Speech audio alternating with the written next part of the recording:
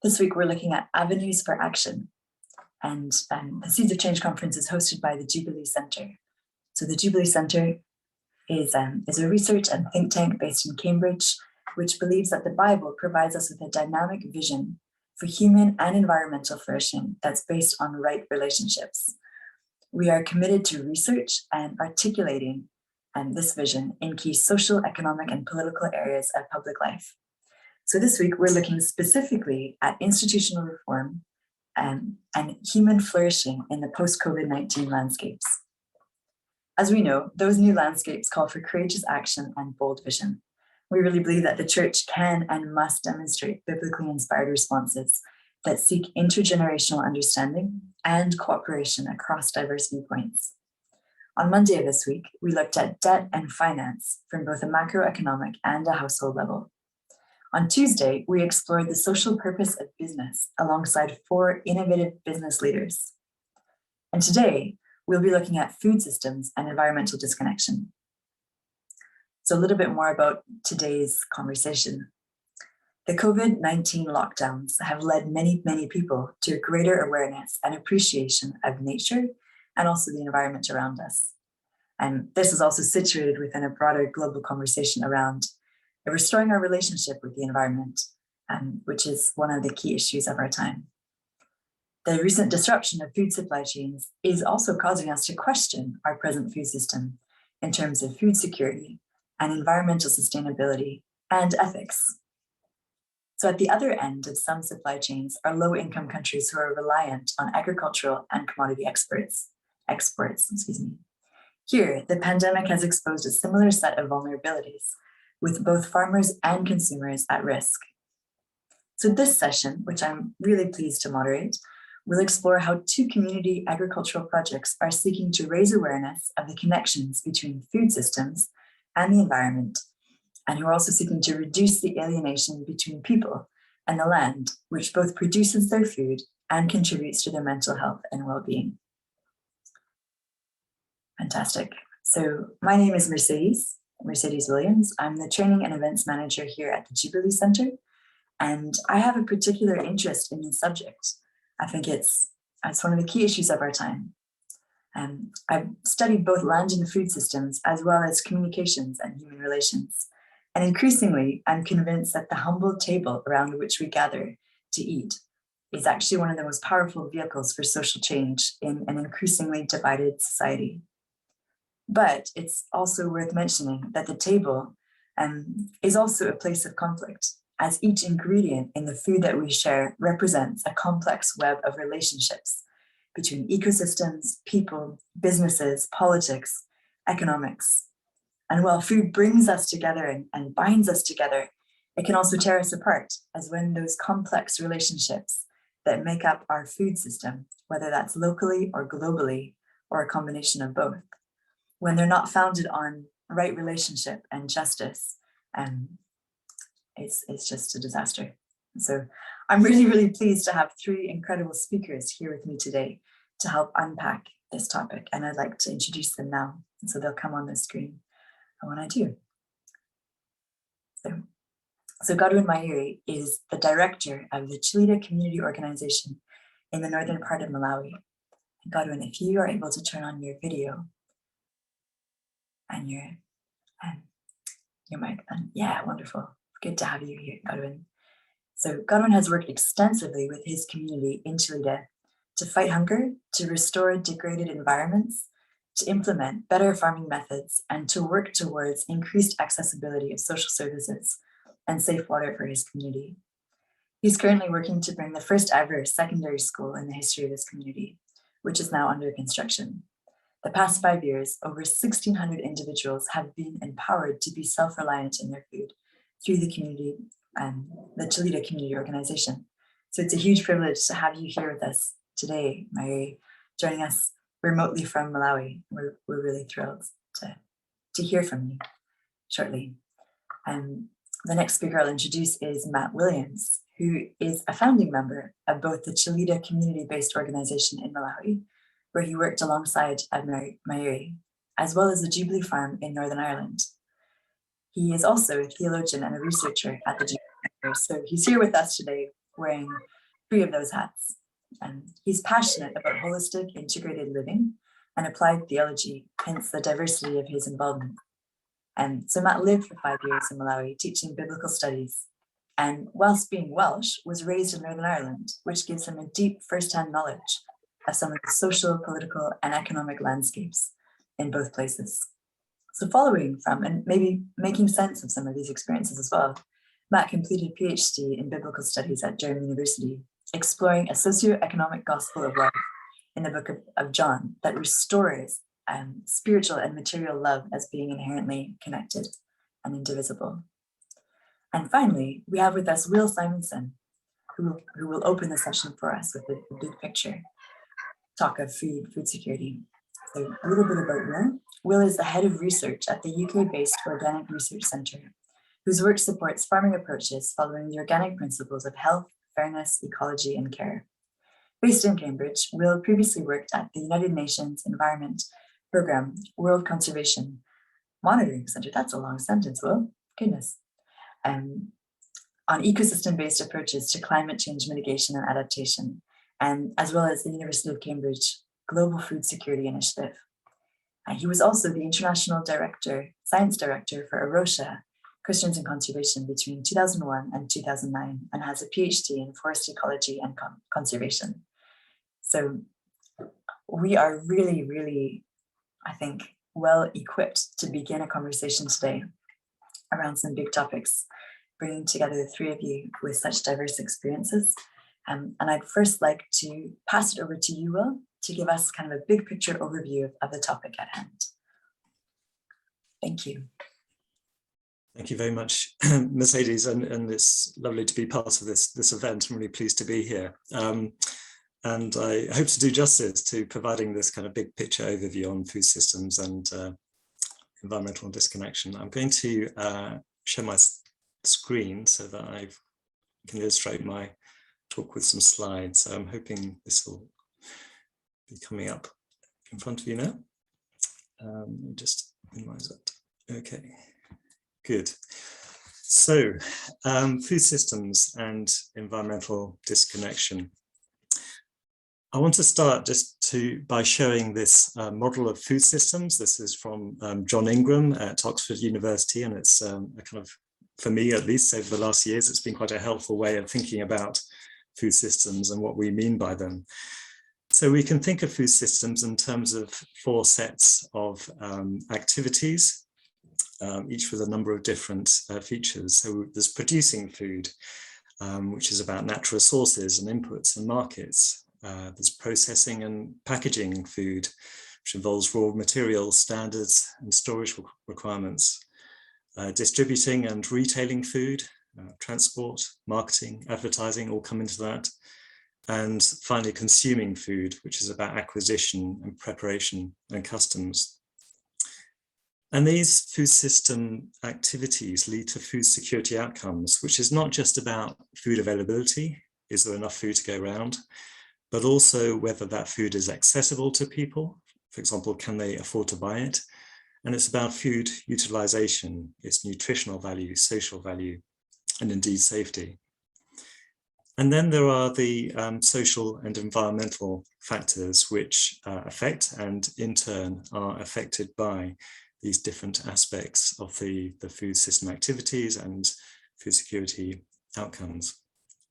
When you map all this out and think about it across different geographies and environments, food commodities, the picture can look quite complex. There's a myriad of different stuff happening between the field and the fork, if you like. And one can be struck by the human ingenuity, the technological advancement, not least in the Green Revolution, that puts the food on the plates of billions of people. The writer John Richard Middleton, a professor of biblical worldview, rather poetically likens humanity to a prism refracting the pure light of God into a rainbow of cultural activities that scintillate with the Creator's glory throughout the earth. Well, to me, food systems seems a good example of a rainbow of cultural activities using God-given gifts. And yet, all is not well with the food systems of the earth. I think that's quite clear to all of us. Millions in the world are very food insecure, if not experiencing malnutrition or famine. The Global Hunger Index is an annually updated peer-reviewed measure based on scores of undernourishment, child wasting, child stunting, child mortality. And this year shows that 47 countries have serious, alarming or extremely alarming levels of hunger. So it really describes a dire situation fueled by the climate crisis, by COVID-19, by really severe and protracted violent conflicts. So that kind of progress to zero hunger by 2030, that sustainable development goal, is showing signs of stagnating or even being reversed. Then there is hunger, and then there's also incredible waste in the food system. So approximately 1/3 of food produced is wasted either on the farm or in transportation, or more commonly in richer countries in the supermarket or home. And as recently reported by the Waste and Resources Action Programme, WRAP, there's enough, that waste is enough to feed 3 billion people, 39% of the world. And it's been pointed out that if food waste were a country, then it would be the 3rd highest emitter of greenhouse gas emissions after the US and China. So there's hunger, there's waste, and there is also environmental disconnection. As we will come to explore further this afternoon, the industrialization of food production has transformed, often for the worse, the face of the planet and its ecosystems. And yet we have been largely and very strangely unaware of much of that. In modern society, most of us are removed from the work of growing food, and supply chains are so long sometimes that we as consumers have no knowledge, no sight of from where the food on the plate has come from and the true cost of its production. Michael Pollan, in his book Omnivore's Dilemma, describes one aspect of it like this: industrialized food systems work hard to obscure the histories of the food they produce by processing them to such an extent that they appear as products of culture rather than nature. And as Professor Norman Worsber comments, when food is a product of culture, it is then a product of our own hands. Liberated from nature, it is not susceptible to biological realities, needs, or vulnerabilities. Perhaps I could try to illustrate that in 2 ways. And first of all, talk about the problem of soy. So soybeans, one of the most important crops in the world and a highly nutritious protein source for people and livestock. In fact, 75% of it is grown for feeding livestock.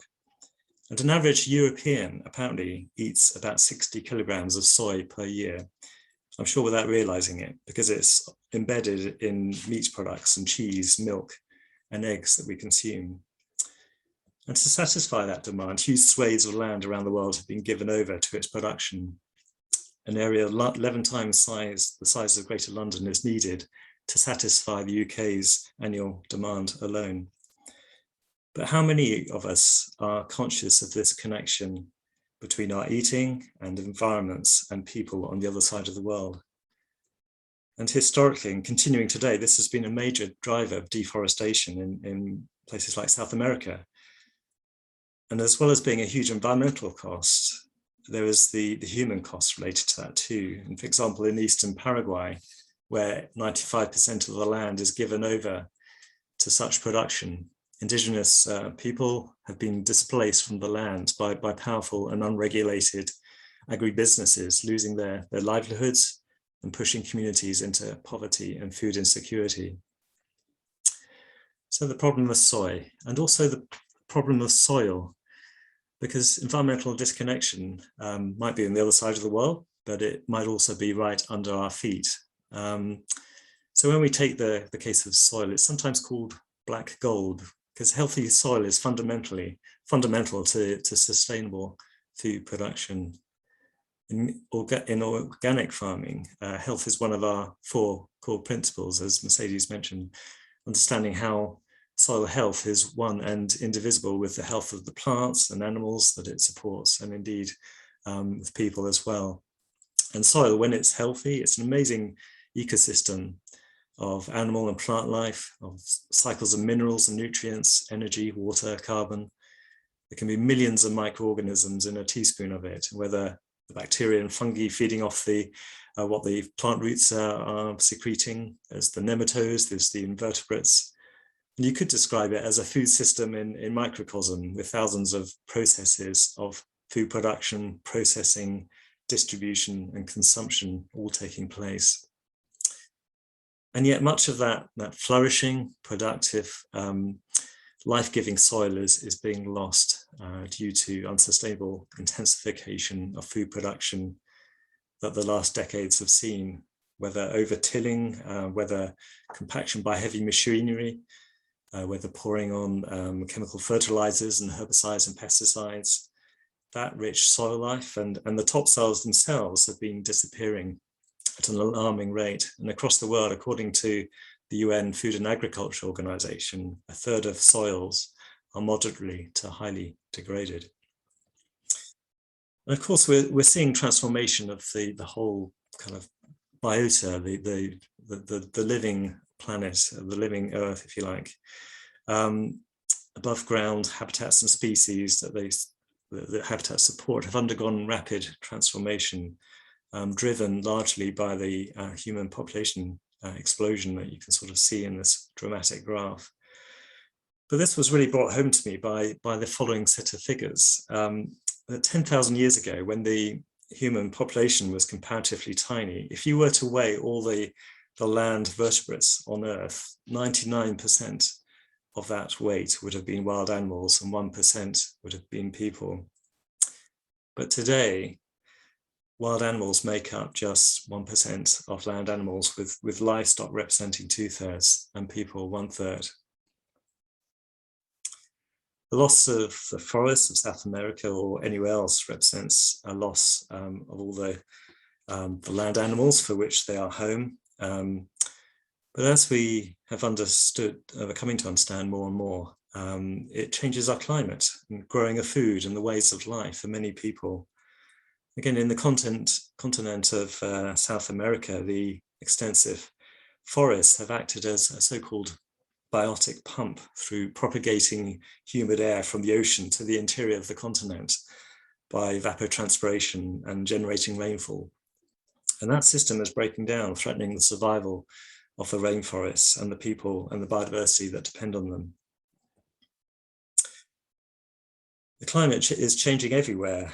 Working on a project at the UNEP WCMC on ecosystem-based adaptation in Asia and Africa, we were coming across testimonies such as these, that the big trees have disappeared, and they used to attract rain, but when they went, we found that we had no water and our area was drying up. That's the testimony of one farm in Cambodia. Another one from a farm in Djibouti. For the past years, it hasn't rained at all. Without trees, there is no rain, and without rain, there is nothing. And then the Minister of the Environment of Gambia saying, now the rains have shifted. We don't know when we can plant and whether there will be enough water for what we've sown. At a global level, we are seeing boundaries being crossed, and the Stockholm Resilience Center describes 9 planetary boundaries. In other words, biophysical thresholds, which, if crossed, could have disastrous consequences for life on Earth. And they call the space within these boundaries as the safe operating space for humanity. And this 2015 update shows that in 2 areas, biosphere integrity and biogeochemical flows, we've already gone too far. And climate change is shown here as an area of uncertainty and risk. And I think a 2021 update of this scheme would probably show some extra rungs of deepening red in the scheme. And then we have the idea of donut economics, this model of Kate Raworth, which is a bit more nuanced, for it not only depicts what in this case is called the ecological ceiling, but also a social foundation, an inner boundary below which shortfalls in any of the areas given, food or housing, social and gender equity, cause immense human suffering. So this is not just the safe operating space for humanity, but the safe and just operating space for humanity. And I think talking of boundaries is, for me, it's helpful, because boundary lines can ensure we live in ways that respect each other and the ecological limits of God's provision to people and the wider creation. Boundaries, in this sense, aren't meant to be restrictive. They are life-giving. For me, this is no better explained than actually in Psalm 104 in the Bible. Because here we see God providing grass for the cattle and plants for people to cultivate. So it says here, bringing forth food from the earth, wine that gladdens the hearts, human hearts, oil to make their faces shine, and bread that sustains their hearts. So notice here that it's not just about survival, it's not just about calories and carbohydrates, but it's a little bit about celebration. And I think that's what the wine and the oil come to symbolize in these verses. But there's also habitat is very clearly provided as well for God's other creatures, whether nesting sites by rivers and tall cedars and junipers, or high mountains which belong to the wild goats, and the crags which belong to the hyrax or rock badgers. And even in the daily and nightly rhythms, there are boundaries set on the timing of the hunt and the harvest. So for me, this is a kind of helpful, it's quite poetic, but I think it's also incredibly true and helpful kind of scheme for how the world should really be, and how returning to such boundaries in space and time can help to re-establish connection once again between our food systems and the environment. And at the Glasgow COP26, one of the initiatives that was being described was the 30 by 30 initiative, which is where governments are coming together to think about designating 30% of the Earth's land and ocean area for protected areas by 2030. So that's just one idea of thinking about that at the global level. But we're going to be thinking about it now from the local level, and I think that's particularly where we can learn and be inspired. And I've personally been getting to know a project in Suffolk in East Anglia, the UK, where diversity is being brought into the system at every level, from genetic diversity. The wheat population that grows there is from different parentage, and so within one field you get incredible diversity of wheat plants growing. So the diversity of crops, including trees, diversity of wildlife is really valued there, including pollinators and natural predators, the crop pests, and there's the diversity of enterprises as well. And importantly, it's making links to the surrounding area and building a community of people that are taking part in it, enjoying the fruits of fruit growing. So for me, that's been one area that my research has kind of come into and has been inspiring me. And I think we're going to now be inspired by some other examples. So thank you.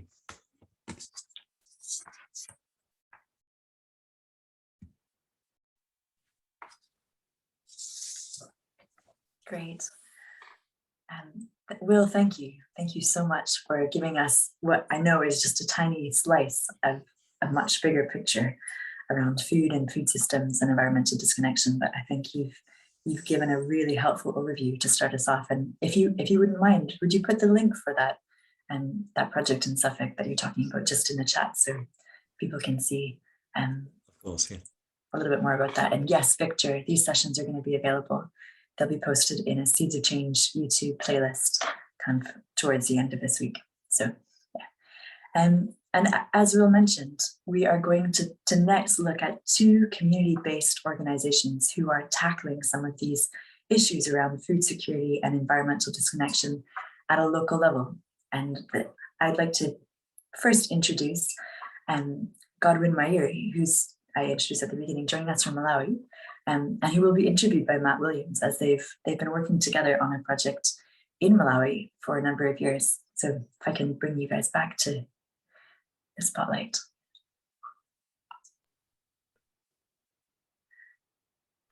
Different shirts, different hat. Okay, so Matt and Godwin Mayuri, over to you. please tell us about the community, Chelita community-based organization. Thanks. Yeah, thanks, Miss Lady. And yes, such a joy for me to be able to stand here and to interview my friend and former student, in fact, Godwin Maeri. That's the way I know him. Many years ago now, I was teaching Hebrew, and Maeri really understood Hebrew very, very quickly. He may even say some words at some point. Mulimakora dad. Tilimakora kwa limwe. Tilimakora.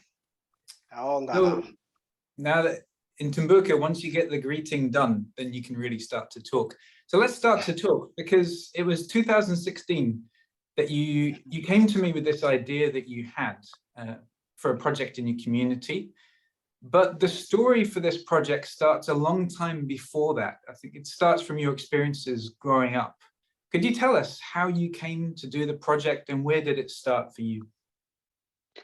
All right, so first and foremost, I was born in a community which is found in one of the remotest areas in Malawi. It is called Chelita, and it is unreachable in terms of the rainy season. Even during the dry season, for the vehicles to reach that community is very difficult because of impassable roads. I was born in a very extreme poverty, like what you'll be seeing in the picture. We were 9 children born under this roof. 9 children living in this small house with a grass-thatched house. It was a home of rats, cockroaches, and mosquitoes. When we harvest in Malawi around June, it takes another 12 months to have another harvest. But what was happening with our family, including some other households in Chelita, when we harvest in June, by the time we reach December, the food had already been depleted. That means for another 6 months, it was a time of struggle where we would eat once a day or sometimes jump 3 days, eating once in 3 days. So as we were growing up, we were taught to go to school with one specific reason that our parents were giving us, that you go to school so that one day you should leave this community and live in better places somewhere else. So Chelita was not a good place because it was a place of poverty. It was a place where people could not use anything. It was like a place where unimportant people have said they can live. They had no hope. So by God's grace, I happened to have finished my high school. I happened to have studied theology. And from there, in 2012, I went to study farming in God's way in Blantyre. And I also had an opportunity to go to Kenya in 2013. I had a big opportunity to... Godwin, can I stop you and ask to explain to us something? Because you've said that each year there was hunger, but why is that? Why is it the case that there's hunger? Are the soils bad? Has it got to do with the kinds of crops? Tell us something about the political and the agricultural situation which led to this situation. When Malawi got its independence in 1964, so many colleges of agriculture were opened. That's where people started learning new method of farming, like using heavy machines on the farm, cutting down of the trees, burning and making ridges. It worked for them for a few years. Then later the soil had been depleted. The soil that was helping Malawians to produce more started going down, or the quality of the soil started going down. So by the time I was born in around 1980s, Malawi could not produce enough food, especially farmers in the villages, and they could not manage to feed their families throughout the year.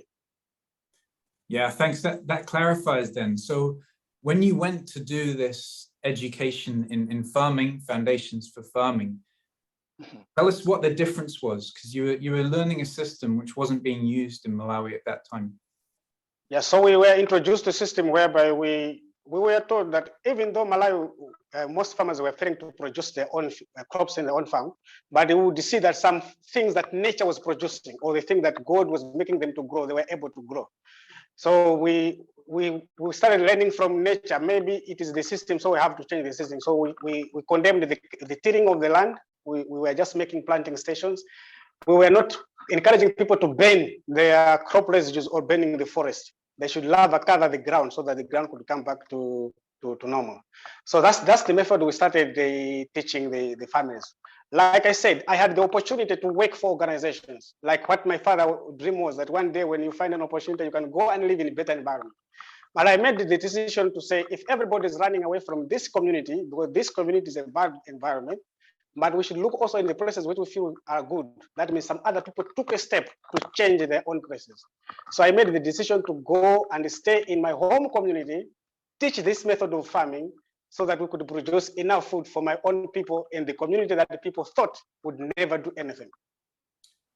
Yeah, thank you. And I want to also ask about another aspect of this, because you've talked about the way in which this method of intensive maize farming and ground clearing was taught in colleges, but it also involved fertilizer and quite expensive fertilizer.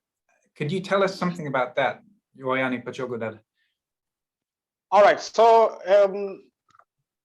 most people in Malawi, they were using, I should say, by the time the soil had been depleted, the only way they could produce maize was for them to rely in organic fertilizer, which they were supposed to buy in the shop. And it was too expensive for families in the rural area to buy. And that made even farming more difficult. So with the new method of farming that we were introducing was to make people use farm manure or make compost manure, and which we believe that at the end of 2 or 3 years, the soil will come back to normal and they'll be able to produce. And that's the result we are seeing now. Yeah, so it's really bringing together the political side, the educational side, the economic side, because fertilizer is so expensive, and making as much use as you could out of your home land, your home community land. Tell us how things went when you began to try to educate others, because of course you learned this method, you used it yourself, but then you had to try to educate others. How did things go, and what kind of changes did you see? Yeah, like it is commonly said that whatever we see in the world, it started like an idea. People tried it and it didn't work. So this was an idea. I went to my people in Chelita. I explained to them, I am the son of this soil and I know how much we struggle with hunger. So we must change the method of farming. This was not acceptable in the minds of many people. In their minds, they thought hunger was undefeatable for this community, and they were just used to living in hunger situation. So to take the whole community was difficult. So we started with 20 families. We said we should do some demonstration gardens. When people see the results, it will work. But because at this particular time, the soil had already been depleted, just to go with the farm manure and compost, it was not working. So we decided to combine in organic fertilizer 50%, and we should use compost manure and farmyard manure 50%. So this is the time when I met Matt Williams in 2016, because we could not afford to buy fertilizer for the families. We asked a church in Northern Ireland who could sponsor 20 families to buy them 2 bags each family so that they combine. So this is where we started from, where you'll be seeing from the screen. They were given these bags of fertilizer and they combined with the farmyard manure. And for the first time in the history of the community, this was the maize field that we were seeing. This was impossible for the time I was growing up in Chile to see a green and beautiful maize growing like this.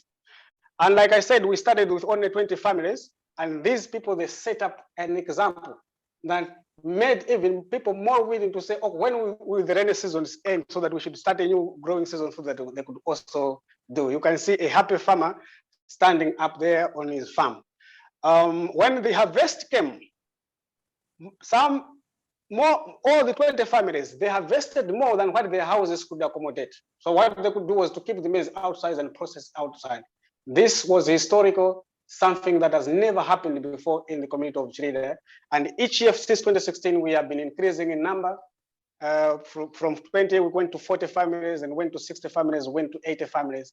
And in Malawi, when we talk of a family, I'm talking of a group of people, 15 group of people who are living together. So when we empowered only one family, that means we empowered 12 to 10 people who were living together. So when the number reached 100 families that we have been working with since we started, that means we have empowered more than 1,600 people who are food reliant now. Like I said that when we are approaching December, when we come to Chelita, you would find people not having food. But this time they are looking for a market where they can sell maize after they have enough maize that they can eat up to next June. Yeah, because each year you use less and less chemical fertilizer until now it's entirely organic manure, which is the progression which has helped this. Tell us about the aspect of celebration, because we just heard Will mention celebration, which is a value in the Bible. And it's not just about producing food, but you're also interested in producing beauty, as those pictures show. But you're also interested in celebration. How does that celebration work into the programs that you run? All what we wanted was to make the community realize that by doing farming, we are learning the idea of gardening, which was introduced by God. We know that when we talk of garden, it was God himself who created the garden. Then God must be a best farmer. So our initiative was when everybody is a farmer in a community, he must relate with the creator. And he's the one who provides rain. We don't buy rain from the shops. Rain comes for free, the soil is for free, the environment is for free. So soon after harvest, that is in June and July, the community comes together to say, thank you, Lord, for the harvest. And this is the celebration that we have. And when I remember Matt Williams came to Malawi, he was one of the dancers who participated. So we bring the entire community so that they should realize that all what we have done is not by our effort, but God did the big part by giving us rain, giving us power and energy that we used on the farm. I'm glad you didn't include the picture of me dancing. I'm grateful. Can you finish by telling us something just for a couple of minutes about the future plans for Chelita community basis? Because you have some ideas for the future. Yeah, what we are planning to do for the community is that they should realize what they have before looking at what they don't have. Most of the time in Africa, we tend to complain of the things that we don't have. But Africa or Malawi is a place where we have resources that other places they don't have. I had an opportunity of studying in Netherlands where I was. And when I was there, I realized that people might have a house, but you find that they only have a space of 2 or 3 meters by 3 meters outside. And they tend to utilize that place by planting flowers or grass, making sure that the whole part of the land they have, it is utilized. In Malawi, someone might claim to be poor, but at least you'll find that he has a plot of land, which is maybe 100 meters by 100 meters, which is just staying idle. What we are trying to do now for the community, we are saying that before we complain that we don't have things, we should look at what we have and we should start utilizing or using what God has given us. So what we are trying to do now is to make sure that the community is taking care of their own environment by making the families participate in climate and environmental change, which we want to do. So we have set up a demonstration garden in Chelita, whereby we want people to plant trees. And we are lucky in Malawi that trees, they can grow naturally. What we need is just to help them grow better. So when I came back to from Netherlands, we planted a garden in Chelita near our home, which is 70 meters by 70 meters. We have managed to do something that even people from the city, they can't even believe when they come, because these are the things that people were seeing only when they had gone to big cities. So with the grass that people buy to make the city green, in our villages, they grow naturally. And we were burning them, we were destroying them because we were thinking that this grass, they are feeding snakes. But now we are saying, no, we have to take care, help them to grow and make Chelita a green place. So that we should have more trees, we should have things that we used to lack in the past. Like we have been saying that COVID-19 revealed to us things that we were lacking. In Malawi, it was impossible to have 100% lockdown because people were supposed to go to the river, they have to go and collect firewood, they have to go outside to do whatever we do in Malawi, it was outside. But with this COVID-19, the environment around near us was unable to provide something to us. That made life more even miserable. For somebody to find firewood, they have to walk 5 kilometers, something that we can do by creating the land. If we manage to do this in 2 years, having a plot of land which has got trees around like this, it has been achieved in 2 years. That means in Chelita, every family can do this. This is what we want to do. And we want to start a new project whereby we should help them to find seedlings, we should find them to find trees, because as I've said, someone might be poor in Malawi, but he has got a big land, which is just staying idle. So all what we want to do is to point to what they have and they should start using it. And that is a possibility. And that's where we want to drive to. Thank you. And I know you could talk so much more about this, and I could listen to so much more, but people will ask you questions at the end to hear more. So thanks so much, Godwins. And just to bring this back to the slightly bigger picture, it was really interesting to me that Malawi was the only country which I know of whose civil society rejected the lockdown which the government tried to impose. For this reason, the informal economy just was never going to cope with people having to stay inside. And so the civil society, which is part of what Godwins is really pushing in this organization, has actually gained power through this time when otherwise it was being increasingly disempowered by both the market and state forces, which really weren't helping in terms of the way that farming should work. So thank you so much, Mayuri. We'll hear more from you again, but I'll hand back over to Mercedes now. Thank you. Yeah, thank you so much, Mary. And it's actually really fantastic and inspiring to see the action that you've taken and the refusal that you have to accept the idea that things can't change. And so thank you not only for what you've shared with us, but for the work that you've been doing and the inspiration that is and can be for all of us when it comes to thinking about seeds of change. Next, I'd like to bring back to the table, so to speak, Matt Williams, who will share about another aspect of his involvement in this broader story of food systems. But before I do, I wanted to mention as well that the Chelita community-based organization doesn't have a website, but if you would like to learn more, or if you'd like to find out how you could be involved, maybe in helping to create a website, then please do email Mayuri, and my colleague Elizabeth will put his email in the chat, and he'd be happy to be in touch with you. So next, we're going to go from Malawi back across to the UK, where the Jubilee Center is based, and look at a project that's not so far from here in Northern Ireland. So Matt, if you'd come back wearing another hat and share with us next about the Jubilee Farm in Northern Ireland. Yeah, thanks, Mercedes. So as you can see, I've got a different hat on or a different t-shirt. This is a Jubilee Farm t-shirt. I've actually been involved in this project for really nearly about the same time as I've been involved in Chelita community-based organization. And this is with another visionary guy called Johnny Hansen, who's unfortunately not able to join us today. But I actually know Johnny via the Malawi connection. Johnny himself grew up in Malawi for a lot of his childhood. And that's how I got to know him. That's another story, but I want to tell you a bit of the story of Jubilee Farm in Northern Ireland. And to do that, it's much better to show you a video to give you a sense of the sights and the sounds and some of the atmosphere from really what was our first big in-person event. So I'm going to share my screen with you now. And what I hope to do is to show this video, which gives you some idea of what happened at Jubilee Farm.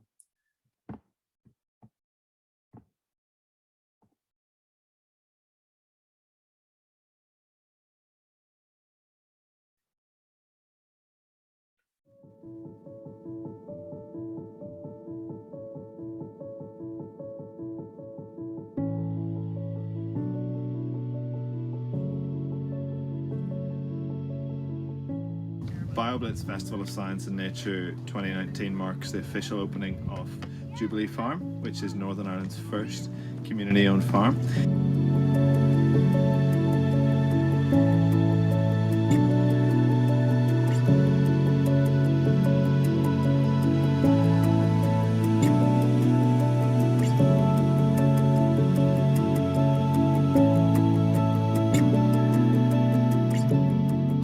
But in addition to that, then, as well as being a BioBlitz, we've also run as a festival. So we've involved lots and lots of different community groups and local people in celebrating just this wonderful place that we live in here in Northern Ireland and here at Jubilee Farm. And to do that, we've had a nature-friendly farmers market. We've partnered with the Nature-Friendly Farmers Network, and we've had lots of different organisations selling their wares, selling their services, including at Jubilee Farm, our own free-range pork.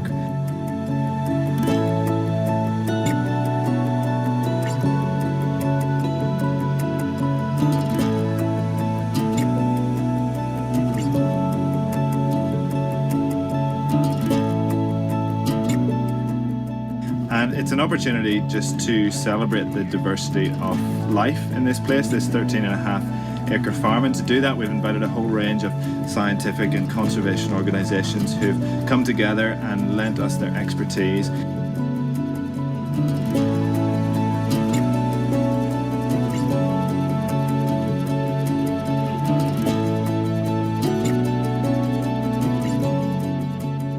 We've had lots of other things. We've had live music, we've had face painting, we've had a whole series of talks on everything from hedges to farming history in the local area.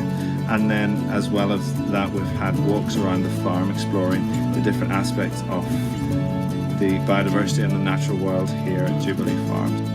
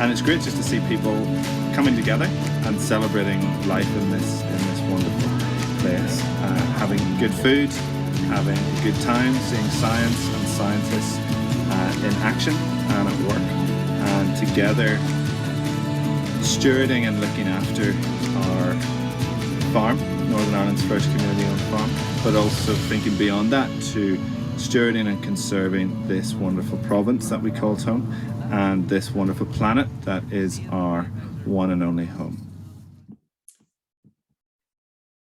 Yeah, so I hope that gave you some kind of sense of what it's like in, well, Northern Ireland generally, but this Jubilee Farm. Now, you may think looking at this, and I'm trying to make this bigger, but I'm not sure it's going to work. I hope that's big enough. You may think looking at that video that this is a very well-established and kind of well-developed farm, but we'd only had it by 6 months before that. It was still very, very new.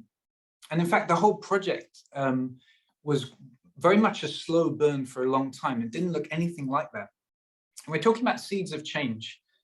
But just as Mayuri said, Jubilee Farm really started with an idea. It was an idea which Johnny had, a passion he had for creation care, and thinking, what could you actually do to establish a community organization that was going to make a difference in Northern Ireland, that had the kind of passion for creation that he had. And what Johnny did was simply to gather people around him to pray about the idea. That's all it was. It was a few people sitting in damp church halls in different places in Northern Ireland, praying about this, talking about this, having visions about this. And from that grew a set of relationships, a set of connections between people who were interested, who bought into this idea. And for a long time, that's all it was. Back 2014 is when the idea first came about. And for many years, it was just people talking, praying, thinking, dreaming. And eventually what happened is we managed to be able to borrow some land in a Catholic retreat center, which was in Larne in Northern Ireland. And from there, we realized that we really needed to have a kind of legal constitution or an entity to be able to be sustainable, to move forward.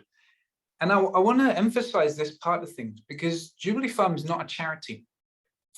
Yesterday, we heard quite a lot about the different ways in which businesses can have a social purpose, that they're not just there for profit.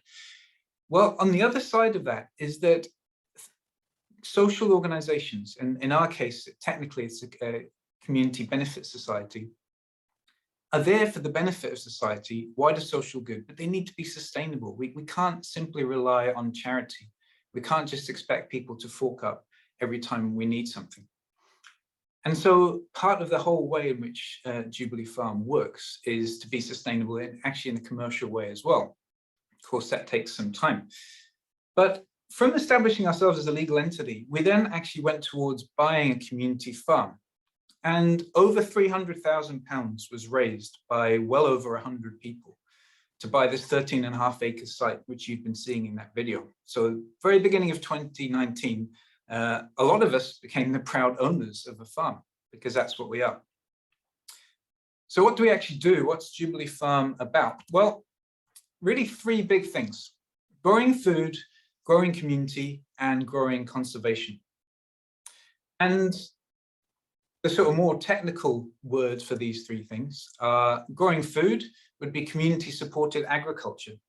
Now, what do we mean by that? So you heard already from Will that food chains and food systems are increasingly long, increasingly complicated, and actually increasingly alienated in terms of where people at the beginning of the chain are and where people at the end of the chain are.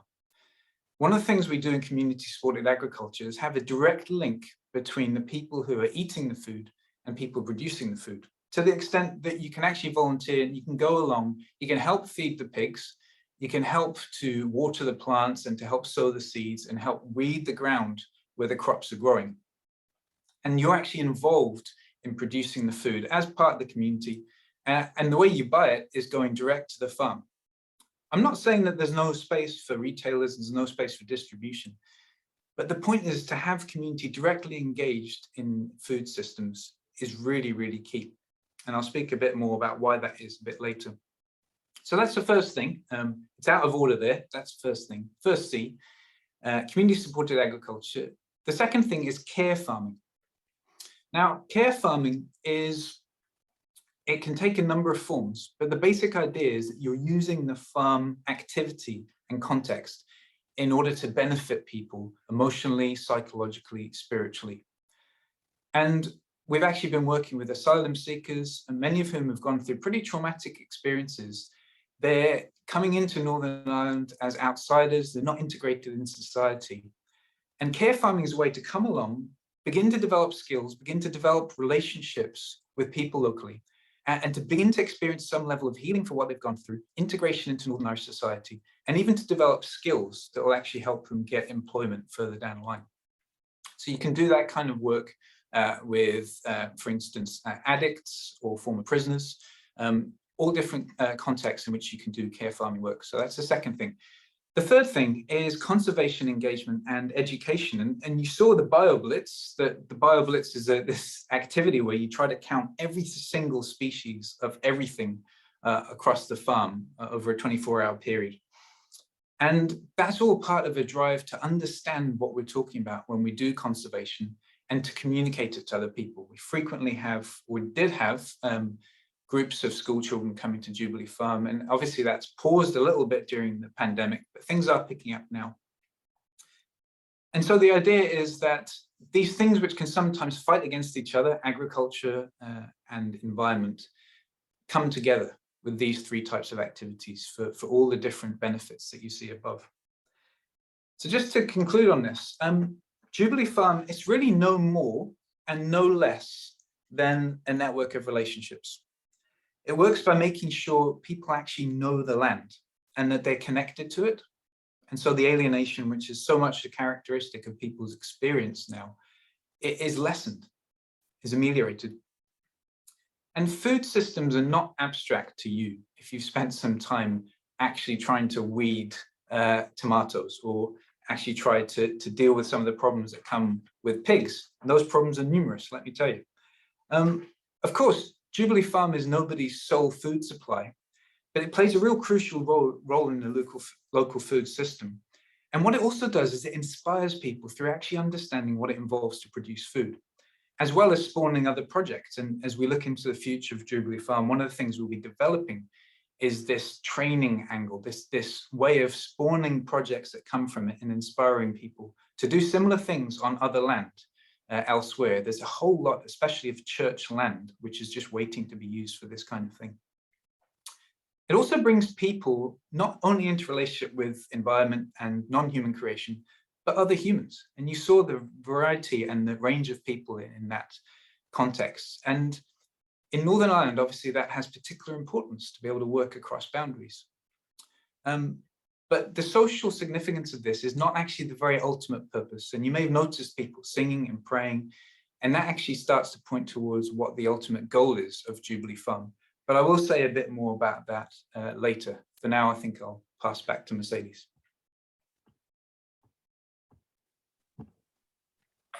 Yeah, fantastic. Thank you so much, Matt.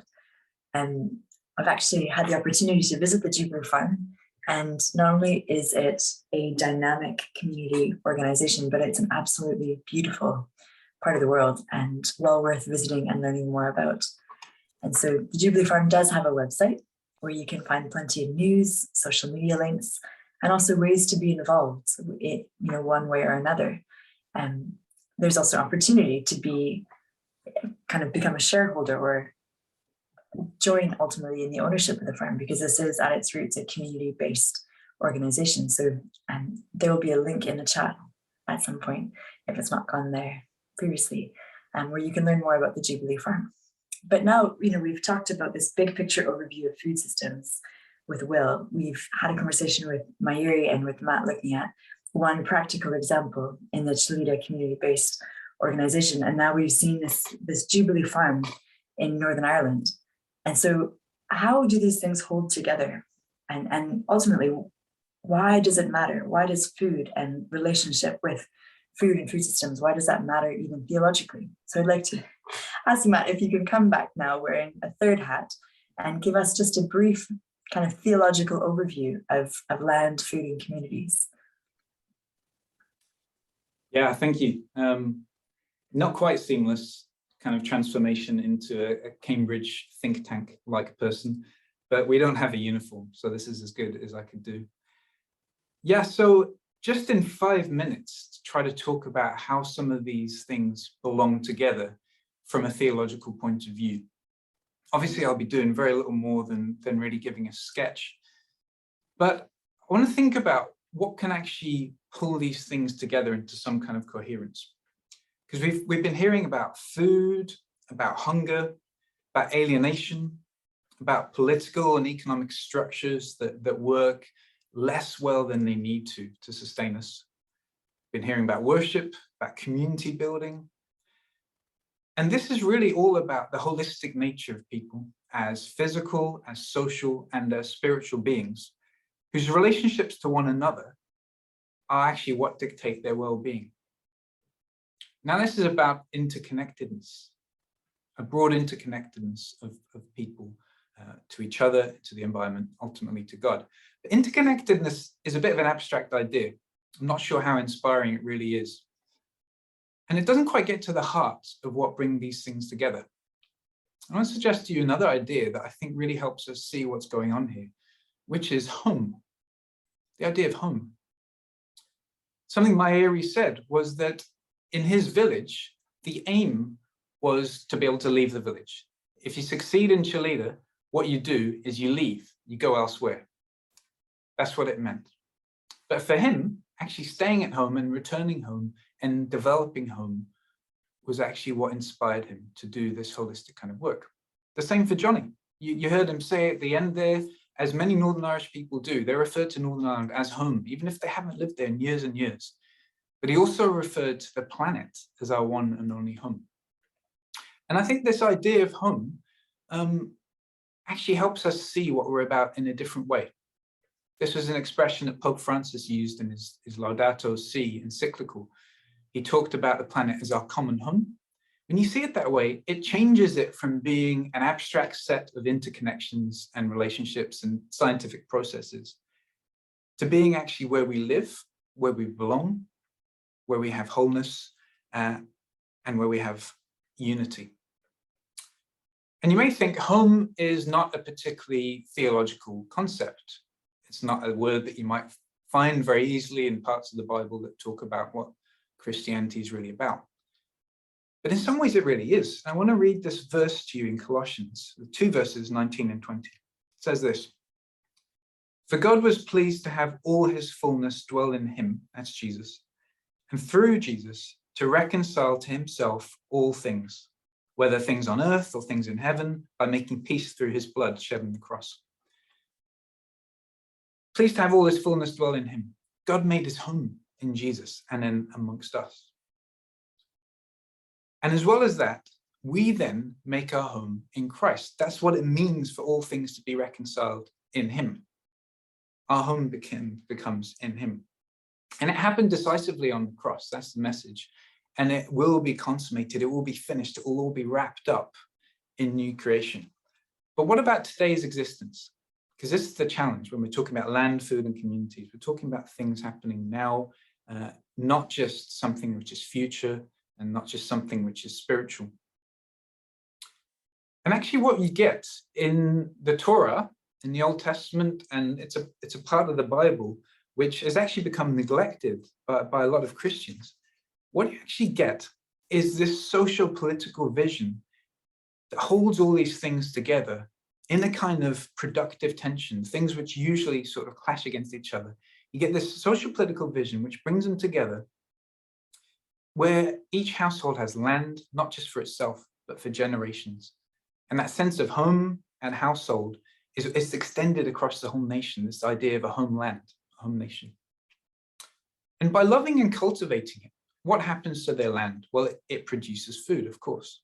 They look after themselves, but not only themselves, but outsiders. And this is the point, this strong idea of home and of land and of cultivating your own place that Mayuri spoke about so powerfully. It's not opposed to outsiders, it's the opposite. By cultivating your home, your land, and your food systems, that's how you're actually able to invite others in. That's how you can be hospitable. And that's how you can relate properly to other parts of the world. That geopolitically, the relationship between Malawi and other countries has been marred by the fact that there's been a dependency. And that's been a dependency which is, as Mayuri is saying, not taking into account the immense riches which are there. There'll be parity when that home place of Malawi and other home places are actually developed themselves.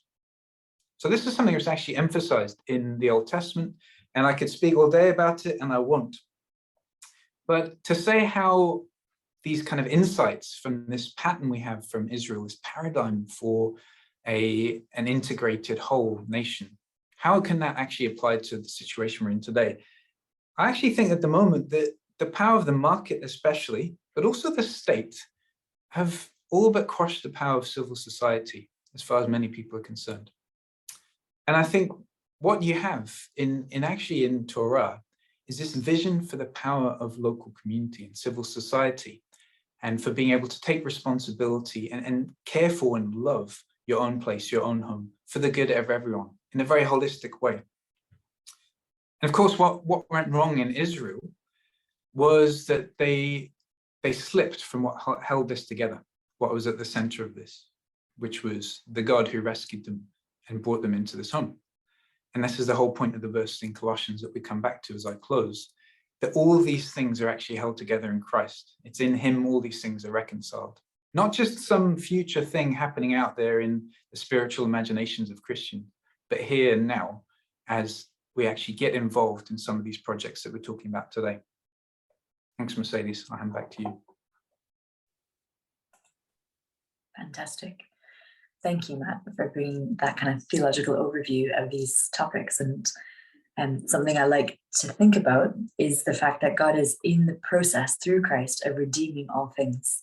And as we participate in projects like the Chelita community-based organization or the Jubilee Farm, or some of the work that Will is doing, or other areas that you might be interested in or drawn towards, we are participating in the remaking of all things and cultivating a place here on earth where God can dwell. And so it's no coincidence that the creation story began in a garden, and the imagery of coming together around a table is not only woven throughout the scriptures, but was one of the final images that we're left with.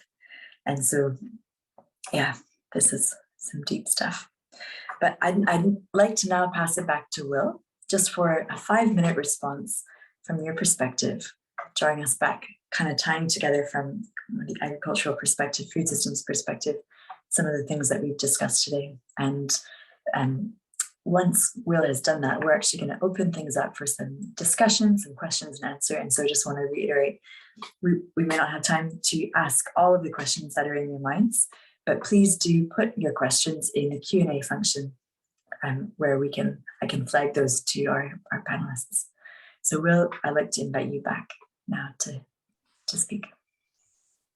Thank you very much, Mercedes, and thanks, Matt and Myra too, because I've been really inspired just by listening to you and been learning some things myself. I mean, care farming, I think, is a lovely term to describe, I think, what a lot of us are kind of wanting to see. And I think it's just been these two examples from Northern Ireland and Malawi have just been really great examples of challenging the status quo, not accepting how things are at the moment. And I think that's so important to have examples like that at the moment, because there is real appetite for change out there in the world in which we're living. I think that's being driven by various things. I mean, including kind of the kind of political situation, the economics, for example, the prices of synthetic fertilizers and other agrochemicals are really going up a lot at the moment, and that's making farmers reconsider sort of the amount of sort of intensive inputs they're putting onto their farmland. And they're starting to think about, okay, some of these more what are now being termed regenerative approaches. Regen agriculture is quite a thing now in the UK. The idea of actually restoring health and vitality to the soils, because everything else really comes from that. That's certainly what seems to be sort of what was kind of really making a difference in Chelita community, just simply looking after the soils, working, learning from nature, as Mary put it, farming God's way. But that's so important at any scale. And I think that real change has to happen. There's that real appetite for change. And there's a lot that Christians can speak to in this, but actually also demonstrate through practical projects. And that's what we've been hearing about just now.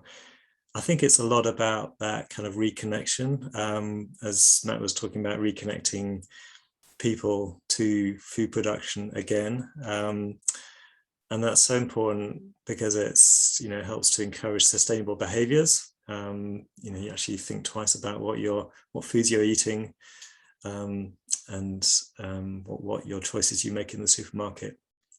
But I think it's very much about, that kind of community building aspect as well, which is so important. That's come out really clearly from the examples we've heard about. It's very difficult to build a community in a supermarket. Some of us who are more outgoing perhaps, develop those nice relationships with the shop staff, the supermarket, shelf fillers and so on. But, in general, it's not very easy to build kind of community and relationships in shops. But I think around food growing, there's more opportunity there. And, I think I'm sort of seeing that with the example from Suffolk that I've been working with, where the farmer there has been inviting people onto his farm through community supported agriculture, but also actually through developing sort of collaborations with different enterprises who are using his land. So there's a baker on site, there's somebody doing crafts using the sort of natural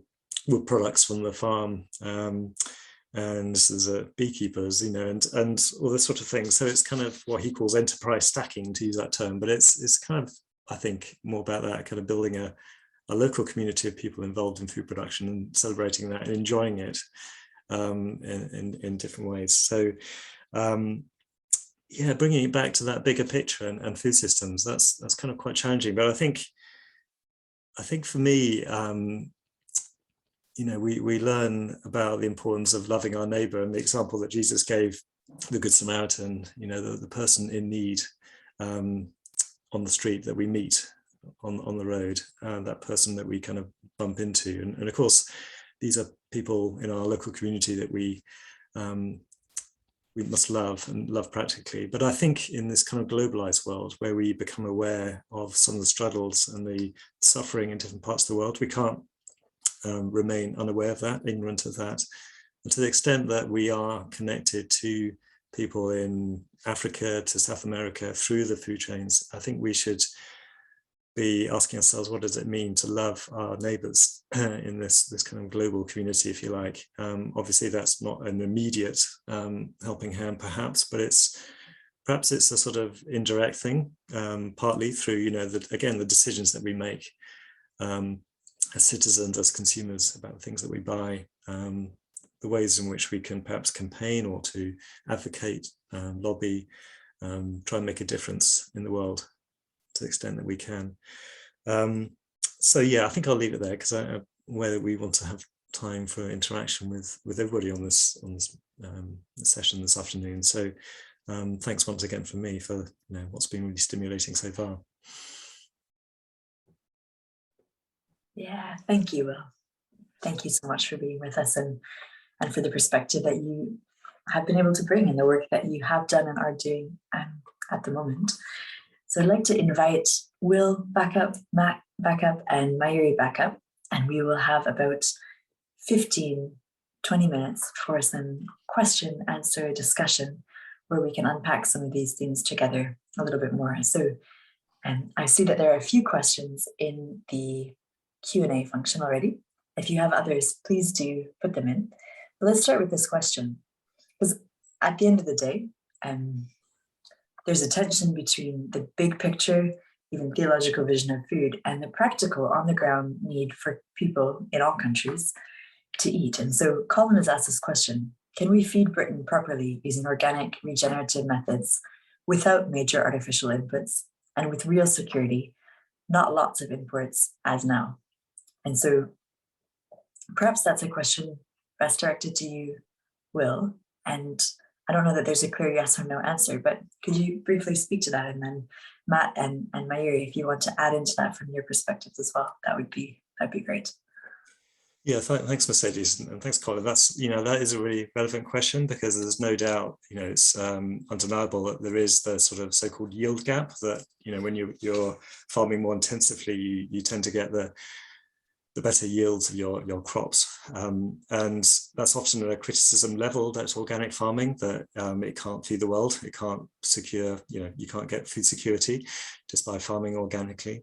But I think there's a few things to say to that. And one is that, I think historically there's been a huge underinvestment in organic and other kind of agroecological type farming approaches. And so that yield gap often, I think, represents basically the fact that we haven't had the sort of the testing of different crop varieties, for example, to be able to sort of to improve that and close that yield gap, improve the sort of the yields that you do get from organic practices.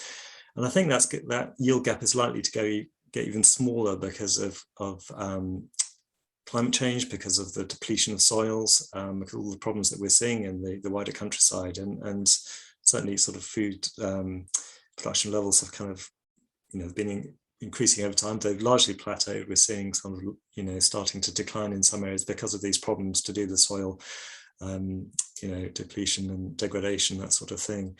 So, I mean, I think, I really believe organic and other agroecological. I think we don't want to sort of pit one thing against another. And I think it's a case of, what does sustainable farming look like in this day and age? Because I think there's a need to move away from intensive production. It's destroying our biodiversity, our soils. It's producing food that's less healthy. So it's a case of working together on solutions that will add up and make a difference. I mentioned the sort of huge interest in regenerative farming at the moment, which is about restoring the kind of soil structure and biology and carbon. And a lot of the organic farmers that we're working with are actually, we call themselves regen farmers now, because they're adopting that as part of their kind of organic system. So yeah, I think that's kind of what I would say to that question. Thank you. And Mayuri, your story illustrates the fact, you said it in your presentation, that God is the ultimate farmer. And when we seek to do things his way, actually there's a fruit that comes from that. Can you speak a little bit from your experience in Malawi about the kind of the practical challenges of feeding a community and the fruits of seeking to implement farming methods that are more in line with actually God's ways. Yeah, when we were starting, we were also facing the same obstacle. People were saying it is impossible to produce maize in Malawi, which is our main food, without using artificial fertilizer. Of which we noted that in the beginning, because the soil had already been completely depleted. So we could not phase out 100% from artificial fertilizer. That's why we stayed at 50-50, but our main aim was after 3 years, farmers should completely move out from artificial fertilizer. And for us, we are the living testimony. We have done it, we have demonstrated it. This year, there is no farmer who is going to have any artificial fertilizer at all. They are 100% going organic.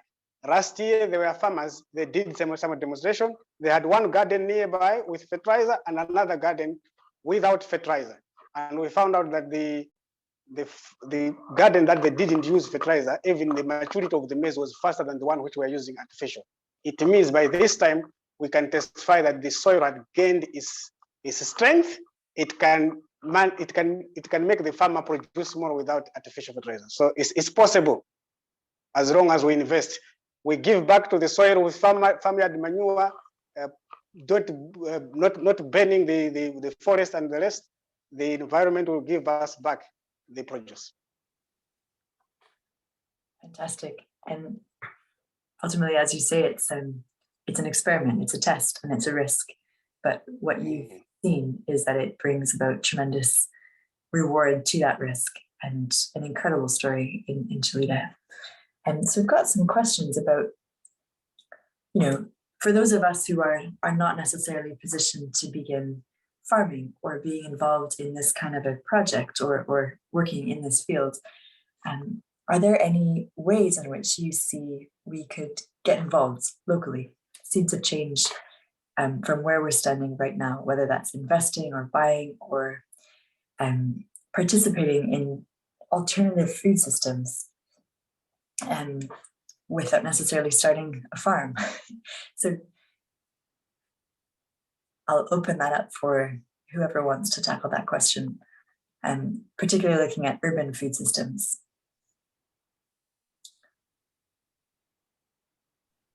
And maybe Matt, we'll ask that question to you, because you've been involved in both initiatives in Malawi and in Northern Ireland, and don't necessarily have a background in farming, but have sought to get involved in meaningful ways. Yeah, thanks. Yeah, there's kind of a number of things coming together there. Guess to take the urban situation question, and maybe I can work from there. So yeah, I mean, the question being asked here is, can community agriculture projects really make a difference to food security in urban areas? And I mean, firstly, I'd say yes.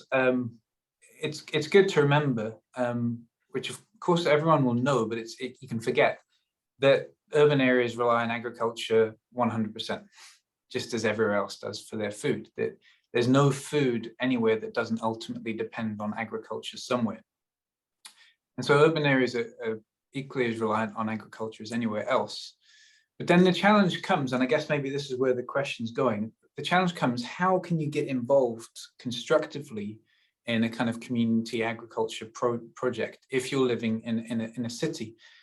And I think that's really just a simple logistical question of how you can get there. And some of the most interesting projects I've seen, one of them is very close to the center of Brussels, really, half-an-hour bus ride. Another one in Luxembourg, which you don't really think of a pastoral haven in Luxembourg, but there's a really fascinating community supported agriculture project, which again, is just a bus ride. It's a commute basically, and no more than that to get involved. There's plenty of farmable land very close to cities, even within city boundaries. And the sheer benefits of being involved on a farm, out in nature, not just to the fact that you can actually get directly involved in your food, but also because you're working with animals, you're out of the kind of urban environment. That makes it worthwhile to make a bit of a trip. And of course, getting everyone in London involved in community supported agriculture is not going to happen tomorrow. But it's not unrealistic, and it's as beneficial as it would be anywhere else.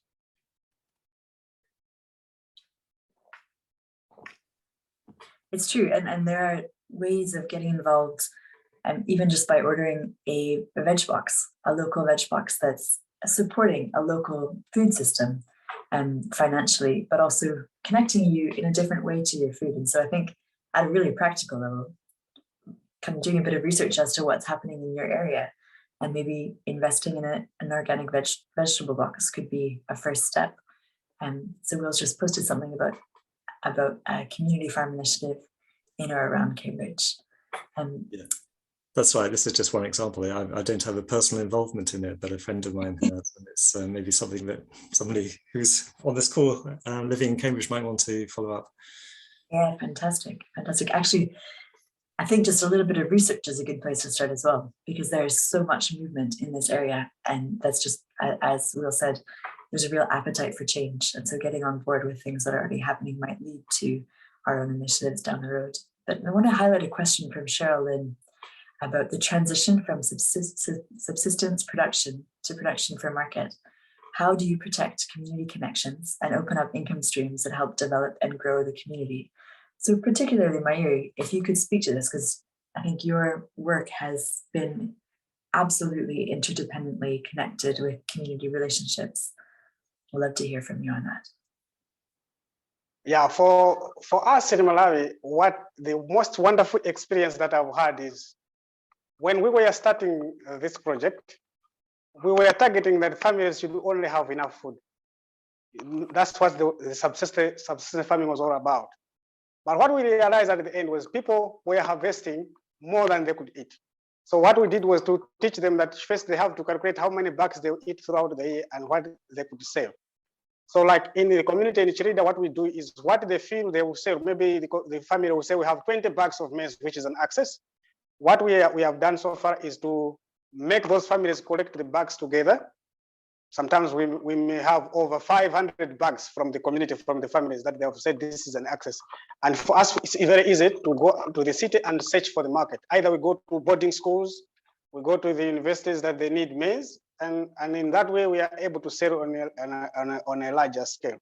And what we have seen, we were targeting only to make families have enough food. But in this 5 years experience, we have seen them building better houses. So they're no longer living in the house that I was growing up.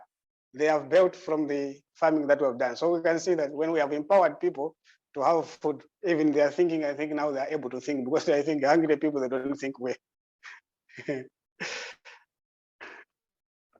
That's fantastic. Yeah, a wonderful example. Thanks, Mary. And going back to the other community-based organization, a question for you, Matt, from Victor. He's asking, how flexible is the legal framework to allow a whole community to work and benefit from the farm? So if you could speak a little bit about the structure of the Jubilee Farm and how that was chosen amongst other potential structures, that would actually be quite insightful. Yeah, thanks. And I have to say from the beginning that I can't remember the details of all the different types of legal structures which you can have. But I'm actually not sure it makes much difference anyway to the specific question. We're a community benefit society. There are different models. You could be a social enterprise, obviously a charity, and everything right up to a limited liability company that you might have floated on the stock market. So we chose a community benefit society, but that itself doesn't actually dictate how much people can get involved and how much people can work, because there's actually no law against being involved in agriculture on this kind of level. There's no law against us setting our prices in such a way that they can be flexible according to how much time people actually spend working there. You can understand with COVID, it's been very difficult to get this scheme working as we want it to be. But there's nothing actually to stop the whole community coming down and getting involved. There's no laws against these things, not that I know of. And I may be in trouble here if you tell me that there is. But the beauty of it is that you don't even have to be a member of the farm to get involved, to come down and then to pay for your veg box and to have extra vegetables, essentially, because you've worked down there. And yeah, that's slightly separate, I think, from the question of the legal entity. Thank you. Thank you. That's helpful. And I've got one more question that I want to probably ask you, Will, which is from Joel Evans. So on face value, it seems wrong that farmers in this country, the United Kingdom, are undervalued so much, and they need to rely heavily on subsidies. And I know that that's not the case, or that's the case not only in the UK, but in many countries around the world. Does this need to change, and what can be done? And a counter question to that, or a complementary question to that, is food in Britain actually too cheap? But actually, when we look at the cost of living and incomes, there are actually also a lot of people who are struggling to afford food at the current price. So how can we think about this and some of the practical challenges of affordability, as you were talking about in your presentation, accessibility, affordability, availability of food, and the system of farming subsidies?